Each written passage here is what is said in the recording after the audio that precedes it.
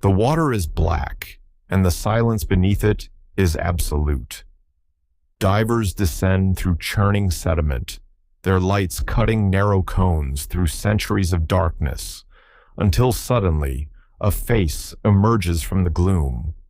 The enormous stone eyes of a pharaoh, still and staring, half buried in mud where no human being has stood in over 1,000 years. Around it lie the bones of temples, the shattered limbs of gods, jars still sealed, coins still bearing the faces of forgotten rulers. This is not a legend. This is not a myth conjured by poets. This is a real city, a real kingdom port that once pulsed with music, trade, prayer, and power. And then, in what may have been the span of a single catastrophic night, it disappeared beneath the sea, swallowed whole, as if the earth itself had decided to erase it from memory. For over 1,000 years, historians believed this place existed only in the fevered writings of ancient travelers, dismissed as exaggeration or outright invention. They were wrong. Somewhere off the coast of Egypt, an entire civilization was waiting in the dark, and its disappearance remains one of the most haunting mysteries in human history. Before we descend fully into that mystery, I want to invite you to stay with me through this story, because what you're about to hear connects ancient religion, imperial politics, natural catastrophe, and one of the most extraordinary archaeological discoveries of the modern era.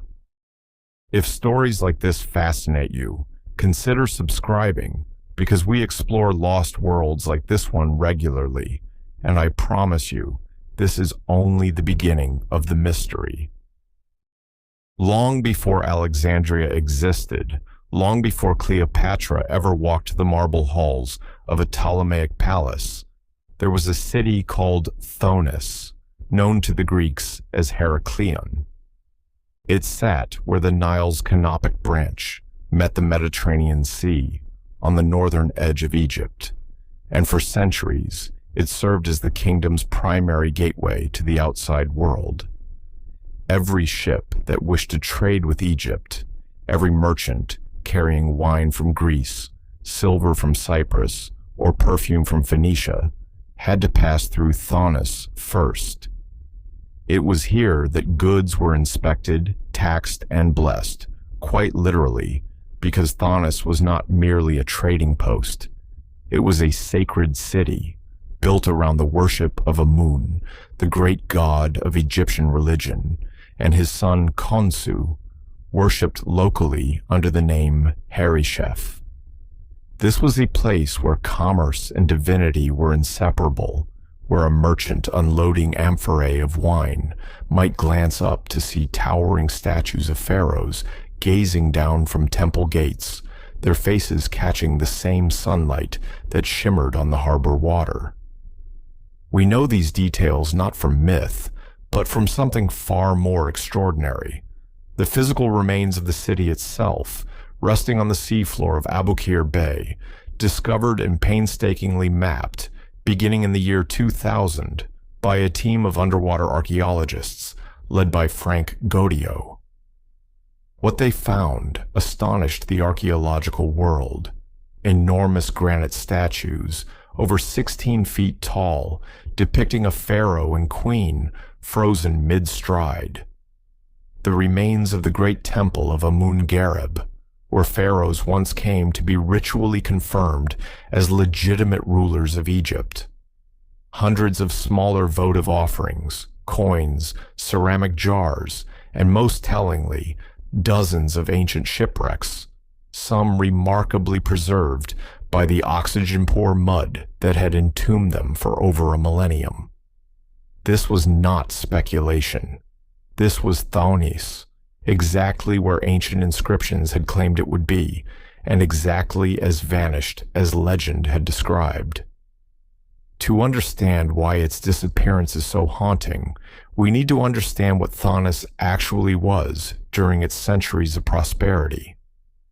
Historical records, particularly Greek accounts and the writings of the historian Herodotus, describe a city of immense religious importance.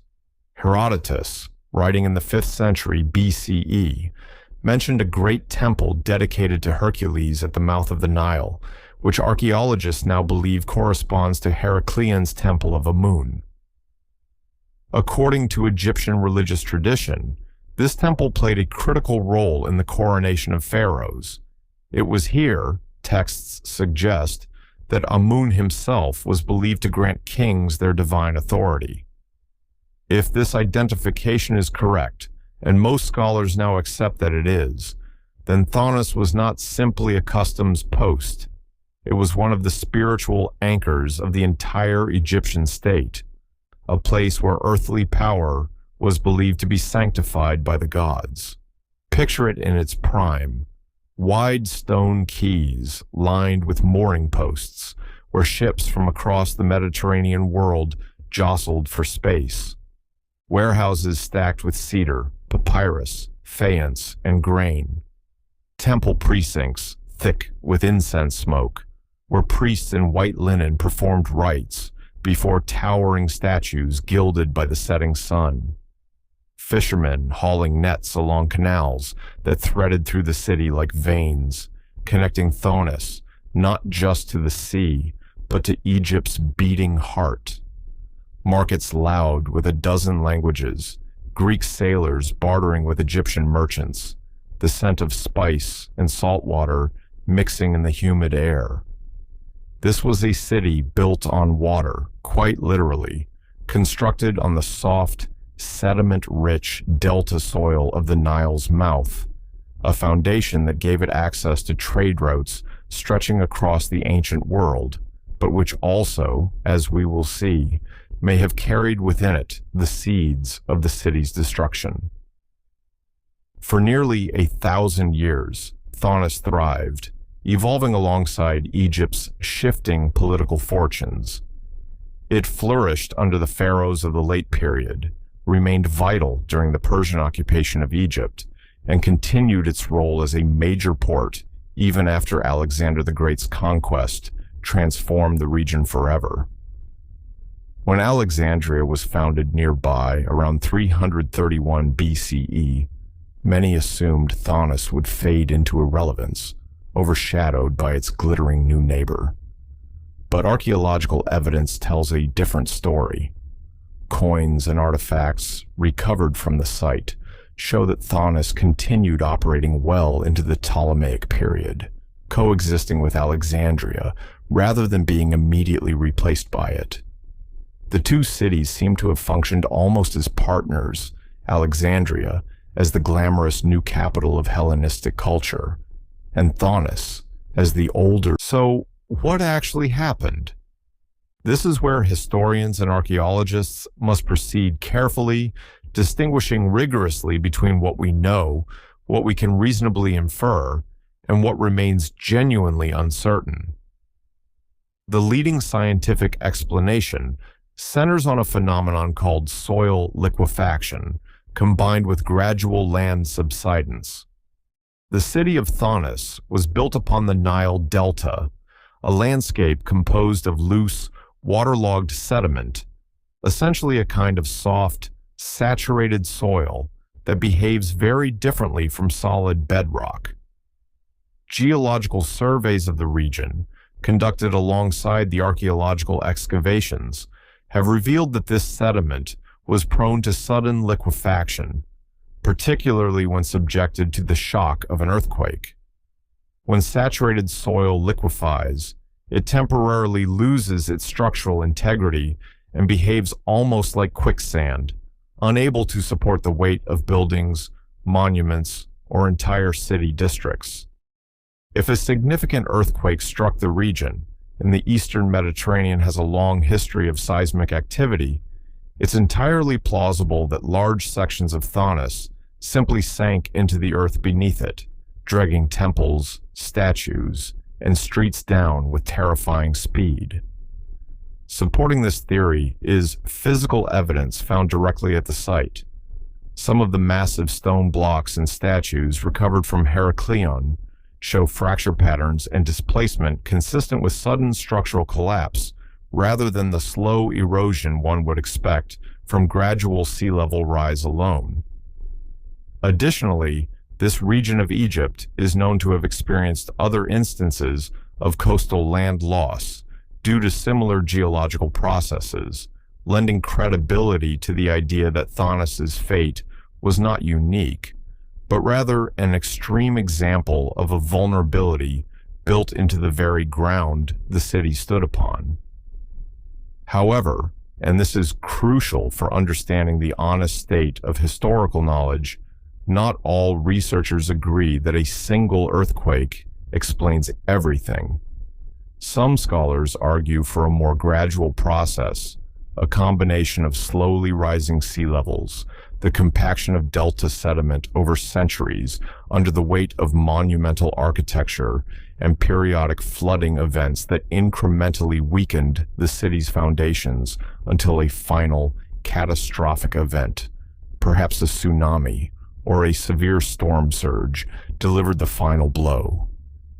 Ancient historical records do mention devastating floods and tsunamis affecting the Egyptian coast during antiquity, including a documented tsunami linked to a massive earthquake near Crete in 365 CE, which caused destruction across the eastern Mediterranean.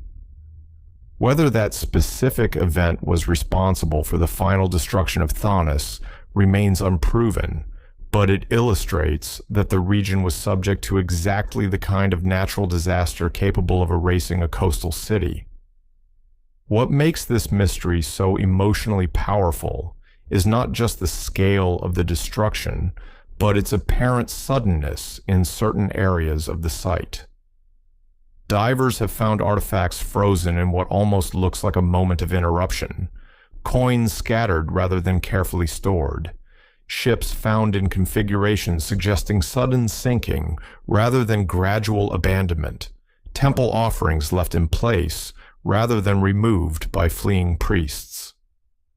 If you were a merchant walking through the harbor market on what seemed like an ordinary evening, buying fish, haggling over cloth, listening to the evening prayers echo from the Temple of Amun, you may have had no idea that the ground beneath your feet was, geologically speaking, a ticking clock. I want to pause here and ask you directly, because this is exactly the kind of question that makes history endlessly fascinating. If you had to guess, would you lean toward a single sudden earthquake or centuries of gradual decline ending in one final disaster? Let me know in the comments, because historians themselves remain divided, and there is no definitive consensus, only competing lines of evidence. As Thonis vanished beneath the waves, so too did its role as Egypt's spiritual gateway, and this had consequences that echoed through the following centuries. With the physical city gone, the Temple of Amun-Gareb, once central to pharaonic legitimacy, ceased to exist as a functioning religious site. Alexandria, already rising as Egypt's dominant metropolis, absorbed whatever remained of Thonis's political and economic significance. In a sense, one could say that Alexandria's ascent was partially built upon the erasure of its older sacred neighbor, though this transition happened gradually enough that ancient writers themselves seem to have lost precise track of exactly when and how Thonis disappeared. This leads us to perhaps the most poignant aspect of this story. For centuries, historians weren't even certain Thonis and Heracleion were the same city. Ancient Greek texts referred to a temple of Hercules near the canopic mouth of the Nile, calling the surrounding settlement Heracleion, while Egyptian inscriptions referred to a city called Thonis. Some scholars speculated they were separate, neighboring. This kind of discovery, a single inscribed stone confirming what had been debated for centuries, is precisely why underwater archaeology in this region continues to captivate researchers worldwide. Every dive into Abukir Bay carries the potential to answer questions that traditional land-based archaeology could never resolve, because the very sediment that destroyed Thonis also preserved it, sealing organic materials, wooden ship hulls, and delicate artifacts in low-oxygen mud that prevented the kind of decay we'd expect on dry land. In a strange irony, the same catastrophe that erased Thonis from the visible world may have preserved its secrets far better than if the city had simply been abandoned and left to crumble in the open air. And yet, for all we've learned, enormous questions remain unanswered. We do not know the exact date the city fully disappeared beneath the waves. We do not know whether its final destruction happened within hours, days, or unfolded across a longer, less dramatic timeline that ancient writers simply failed to document in detail. We do not know exactly how many people were living there in its final years, or whether any written eyewitness account of its destruction ever existed, and if it did, whether it was lost to time along with countless other ancient records that never survived antiquity's long, destructive centuries. Every statue recovered, every coin cataloged, every ship hull measured, adds another fragment to the picture, but the full, complete story of Thonis's final hours may never be fully reconstructed. That uncertainty isn't a failure of archaeology. It's an honest reflection of how fragile our connection to the ancient world truly is. If you're enjoying this journey into the drowned world of Thonis Heracleion, take a moment to hit like on this video. It genuinely helps more people discover stories like this one, stories that were nearly lost to history entirely, were it not for decades of painstaking underwater excavation. What we can say with confidence is this: Thonis Heracleion was real. It was not myth, not exaggeration, not a fanciful tale invented by ancient storytellers. It was a genuine city, a spiritual and commercial powerhouse that stood at the threshold of one of history's greatest civilizations for nearly 1,000 years. Its temples witnessed the coronations of Egyptian pharaohs. Its harbors welcomed traders from across the ancient Mediterranean world. Its priests performed rituals believed to bind the authority of kings to the will of the gods themselves. And then, through some combination of geological vulnerability, seismic violence, and the relentless, patient pressure of the sea, it vanished, leaving behind only fragments, waiting in darkness for over 1,000 years until modern technology and human curiosity finally found a way to bring its story back into the light. There is something profoundly humbling about standing, even virtually, before those recovered statues, knowing that the last people who saw them upright, catching the sunlight on a normal afternoon of trade and prayer, had no idea they were living through the final chapter of their city's existence. They did not know they were about to become one of history's great vanishing acts, a kingdom's gateway erased so thoroughly that its very existence would be doubted for over a millennium.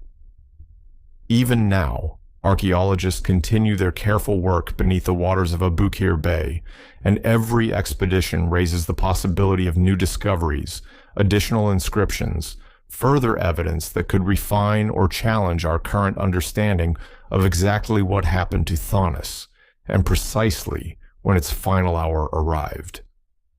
Perhaps future excavations will uncover more definitive evidence pointing toward a single catastrophic earthquake. Perhaps they will instead confirm a slower, more gradual demise, punctuated by one final disastrous flood. Or perhaps, and this is part of what makes history so endlessly compelling, new evidence will complicate the picture even further, revealing complexities we haven't yet imagined.